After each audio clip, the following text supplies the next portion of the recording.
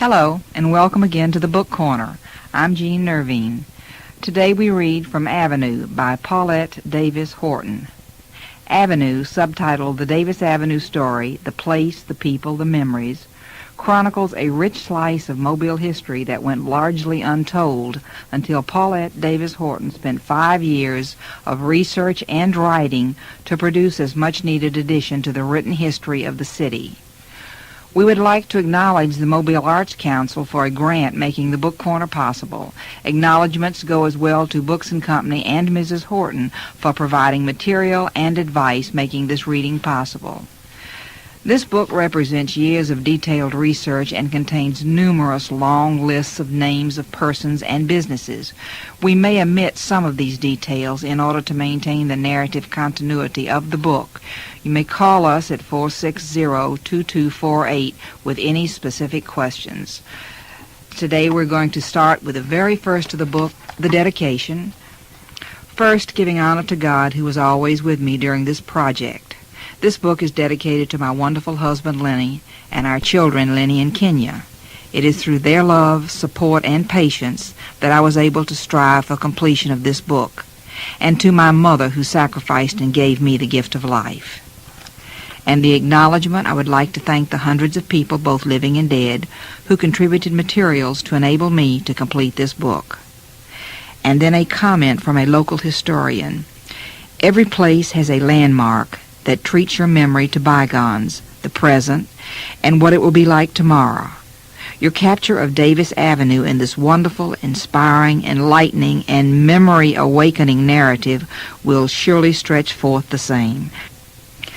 This comment is attributed to Henry C. Williams, Sr., a local historian. Next, calling attention to the table of contents for this book. There are 26 chapters, and I would like to read you the title of each of the chapters so you realize just exactly how comprehensive it is. Chapter 1, An Old Spanish Trail. 2, Birth of Davis Avenue. 3, Davis Avenue, a growing community. 4, Davis Avenue area churches. 5, Davis Avenue homes. 6, Transportation, Tragedies, and Unsung Heroes. 7, Davis Avenue and Early Entertainment. 8, Medicine in Old Mobile. 9, Early Music Makers. 10, Burials in Old Mobile. 11, Fireplace Talks. 12, A Town Within a Town. 13, Pioneer Dentist, Druggist, Barbers, and Beauticians. 14, Lawlessness and Lynchings. 15, Davis Avenue and Educational Progress. 16, Automobiles and Eating Establishments. 17, Soul-Stirring Gospel and Foot-Stomping Jazz. 18, Rising to Success. 19, Crime and Punishment. 20, Mardi Gras Alexis Land. 21, Life, Love, and Legends. 22, Community Dump to Community Health. 23, Davis Avenue and Sports. 24, Davis Avenue and the Military. 25, Davis Avenue, the Last Decades. And Chapter 26, Memorable Mobilians, Past and Present. The Introduction. Some wise sage once uttered, "He who hesitates is lost," or something to that effect. It has long been a desire of mine to write a book on the history of Mobile as it related to black people. I hesitated. Miss Paulette Horton is to be commended for this fine and revealing treatise on not just a street in a typical southern city that represented the hub of activity for its black community, but a revealing history and anthology of the lifestyle of a community's people with many of their attendant accomplishments, hopes, and aspirations. Certainly Mobile and Davis Avenue have its own karma and story to tell, just as many other black streets in southern cities. Beale Street in Memphis, Tennessee, and Rampart Street in New Orleans, Louisiana, etc. With regards to our own city and avenue, I say our, my family and our late arrivals, 1946. Most of the existing historical literature relative to the early existence of the city of Mobile and the contributions of its black populace to that history leaves much to be desired. Most historical reference to black people are cursory, or they are only casually mentioned as an adjunct to some event that demanded some mention of them. As a result, most Mobilians, both black and white, have only an abbreviated knowledge, if any, of the significant contributions of blacks to this city and region. While we are all probably aware that the city of Mobile is affectionately referred to as the City of Six Flags, and I assume that we also know why this title is appropriate, you may not be aware that Africans, Native Americans notwithstanding, are the only ethnic group that, regardless of the colors of the flag being flown over Mobile Bay at a given time, who would be serving the incumbents, providing the labor force, working the earth, fishing the waters, and in many instances giving their lives for each of those six flags. In Avenue, Mrs. Horton has chosen a dynamic chapter from the progression of those early black Mobilians, a chapter that illustrates an era of development and activity that is probably without parallel in the emergence of self-actualization of black Mobilians. Her efforts represent countless hours of research, going over numerous courthouse records, newspaper articles, and private records of individual Mobilians. Yet the proof of the pudding is in the eating, and as you devour this most interesting and informative chronicle of Mobile's Avenue, you will be as fulfilled and delighted as I was. Today, the Avenue is just a ghost of its dynamic and illustrative history. The causes for its demise are found in many social, economic, and political reasons, too numerous and complex to describe here. However, efforts are currently underway to try and revitalize the Avenue and its surroundings. Perhaps much will be accomplished in this resurrection effort, but the Avenue, as it was once known, a living, breathing thing with a heartbeat of its own, has lived out its life and is now relegated to the ages. This introduction is by James E. Kennedy, the Professor of Art and Chairman of the Art Department, Director of Ethnic American Slide Library at the University of South Alabama. Chapter 1, An Old Spanish Trail. In the early years of Mobile, around 1800, when trees covered the land in a clustered formation, someone made a way by bending a twig until a trail was developed. Little did anyone know that this narrow trail would someday become one of the most popular streets in Mobile. Mobile was under Spanish rule for 21 years, beginning in 1799. This little Spanish trail was used as a major thoroughfare to travel from the waterfront and commercial areas of Mobile to the north-central section of the city.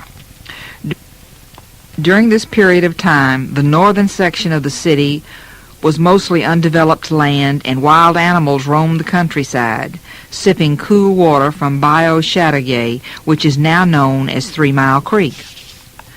Mobile became incorporated as a city in 1814, after being captured by the United States just 1 year earlier. This trail became known as Stone Street Road in the 1830s. It is believed that the road was named for Captain Sardini Graham Stone, who was born April 12, 1814, and died March 1, 1864. Captain Stone owned land and lived in the immediate area.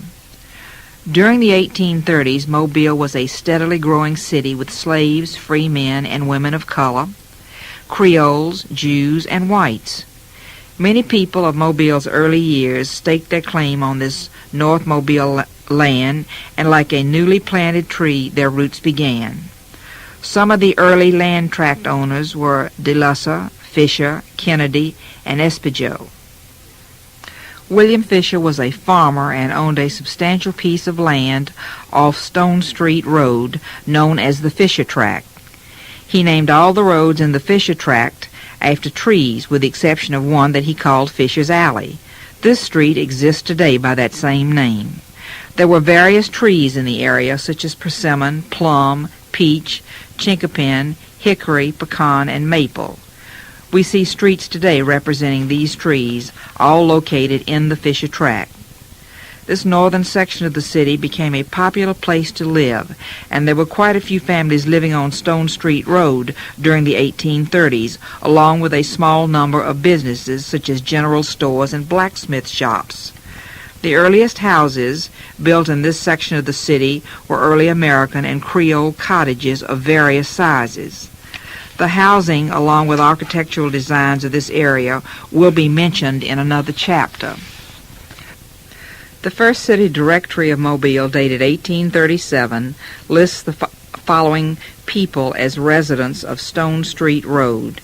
In certain cases, when referring to old city directories, spelling of some names and streets vary from today's spelling. However, these listings are taken directly from the 1837 city directory, and follows is a list of 13 persons, starting with Ashlock Richard, a carpenter who lived on Stone Street Road, and ending with Welshman Thomas, also a carpenter who lived on Stone and Congress. I thought it would be interesting to note where some of the free men and women of color lived and what they did for a living. The following is a list of the free men and women of color of Mobile's first city directory in 1837, and there follows here a list of approximately 28 persons, starting out with a William Belfour, who was a waterman and lived on evidently the corner of Claiborne and Eslava streets, and ending with Raymond Reeves, a fisherman who lived on Conception Street. A slave market was located in downtown Mobile.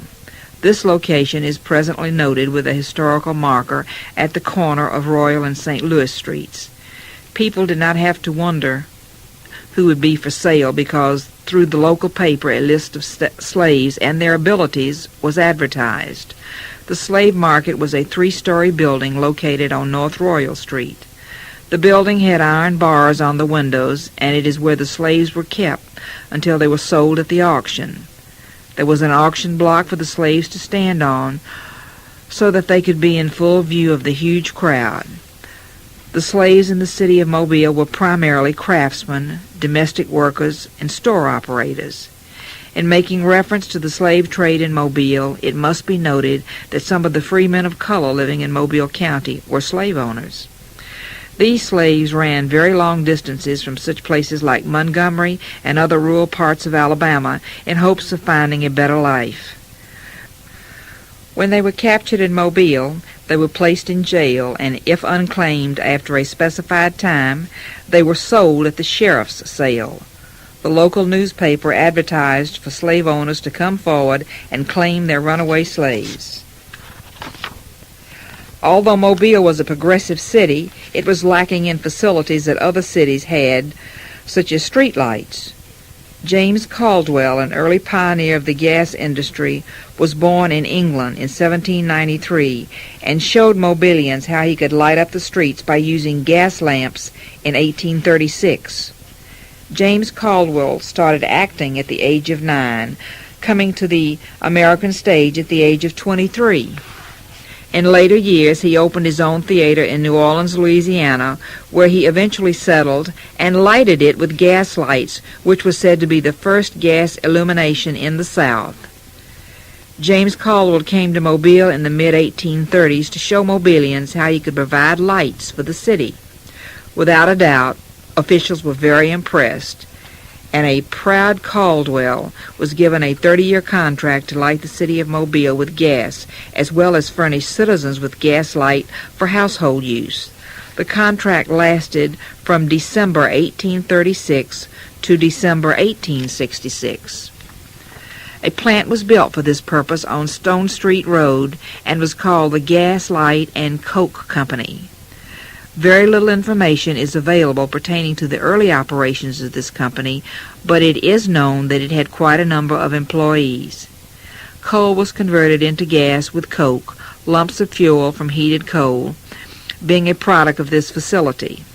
In getting this company started, James Caldwell used his own money to bring gas manufacturing equipment from England to Mobile and built the plant at Stone and Marmont Streets.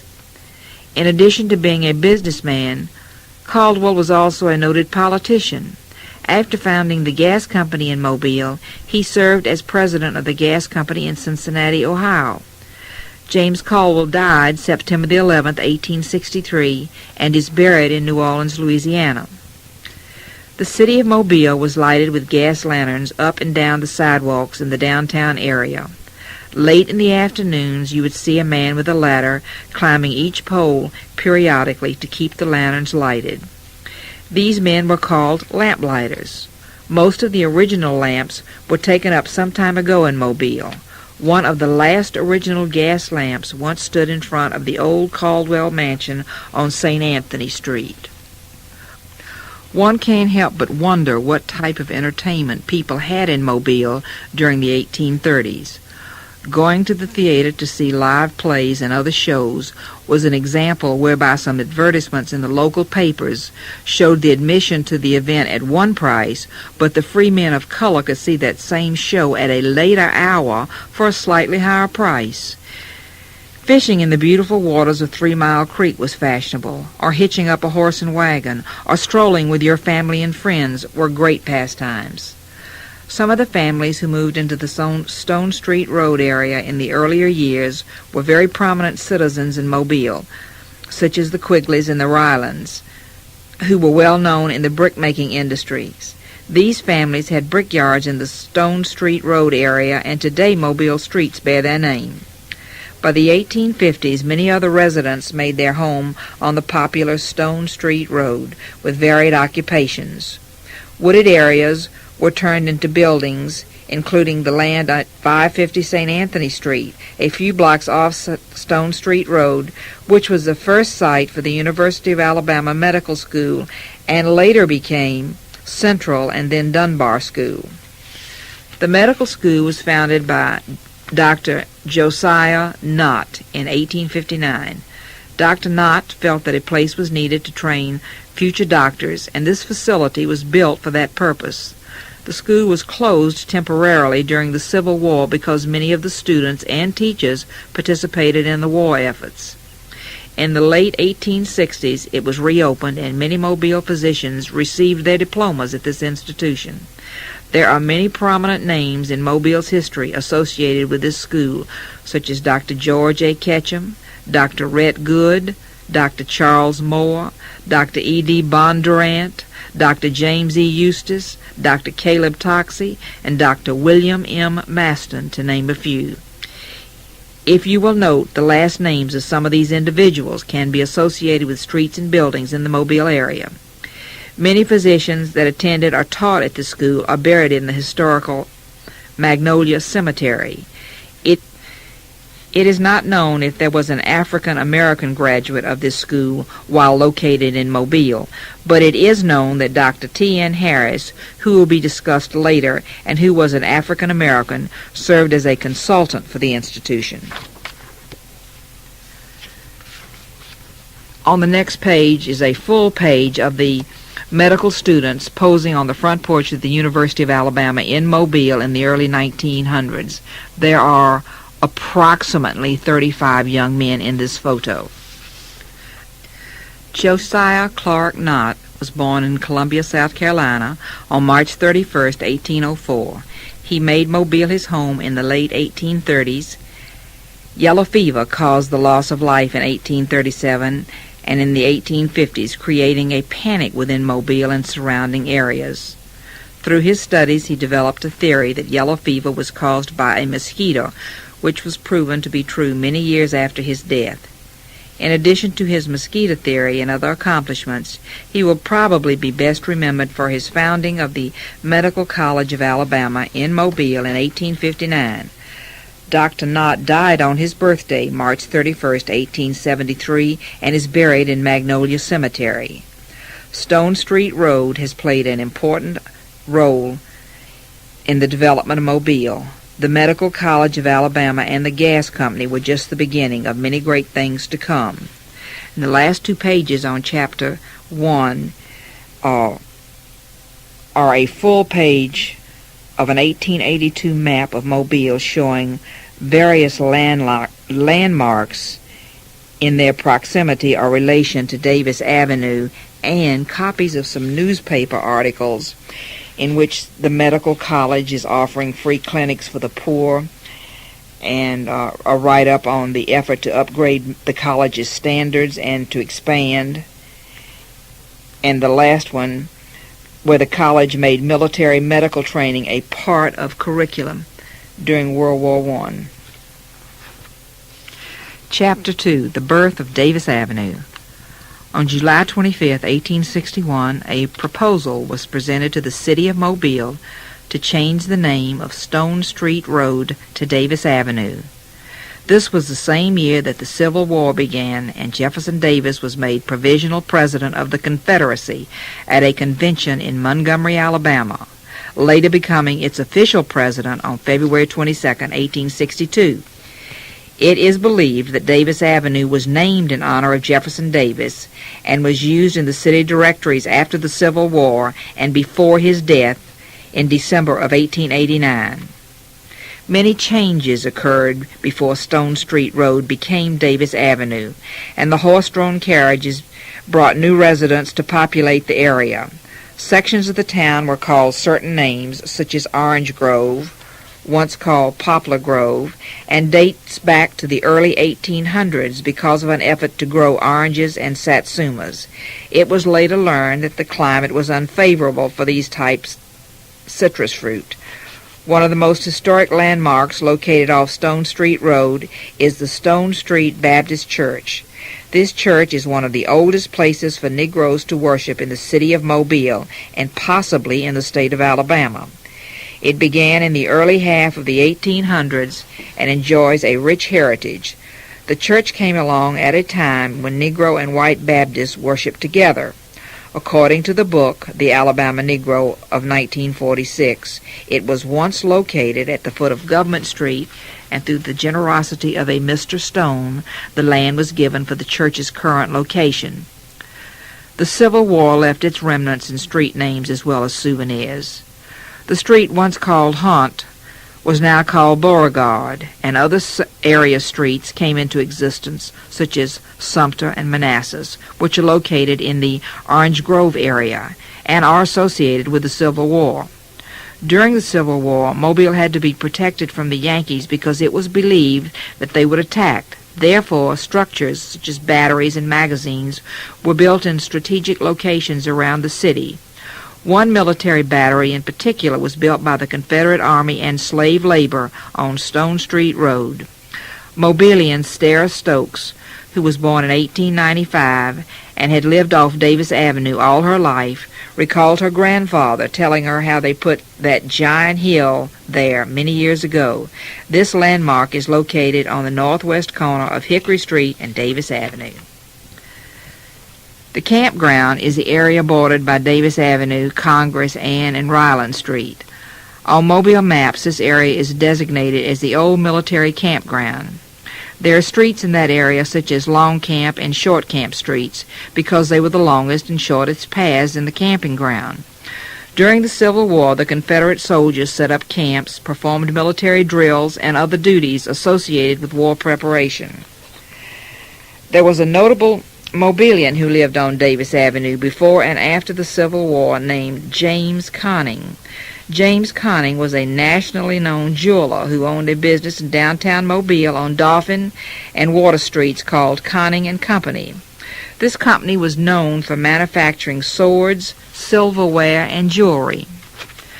The Mobile County Census of 1870 shows that James Conning was born in New York in 1820. He and his wife, Virginia, a homemaker, were the parents of 6 children. The Conning silverware and swords can be seen in the Mobile City Museum.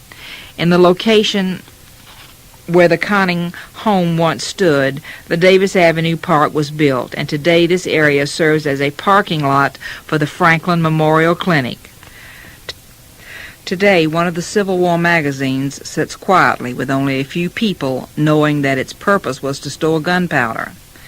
There was a sign attached to this structure at one time which read, "Danger Explosives." Mobile had but a few magazines, and thanks to David Patton, who supposedly kept it hidden, there still stands one on what was formerly his property.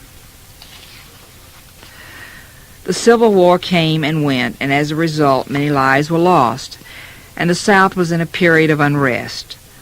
The mayor and other officials surrendered the city on April the 12th, 1865. The spring of that year was perhaps one of the most glorious times in the lives of more than 4 million slaves in the slave states. They were free to grow, and though millions of slaves got their freedom, they had no way of making a living.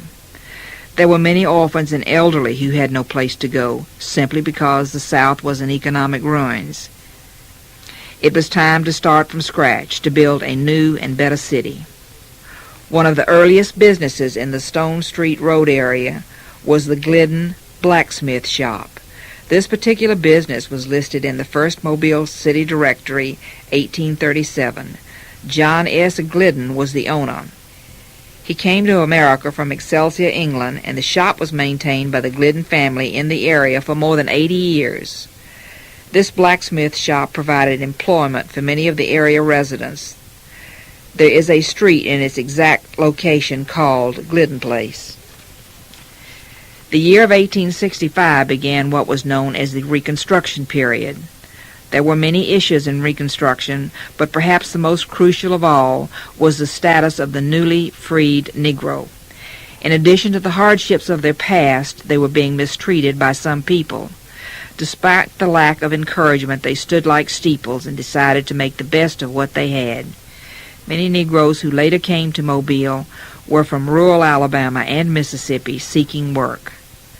Not all Negroes left their masters' plantations, but some who were treated very badly could not wait to leave.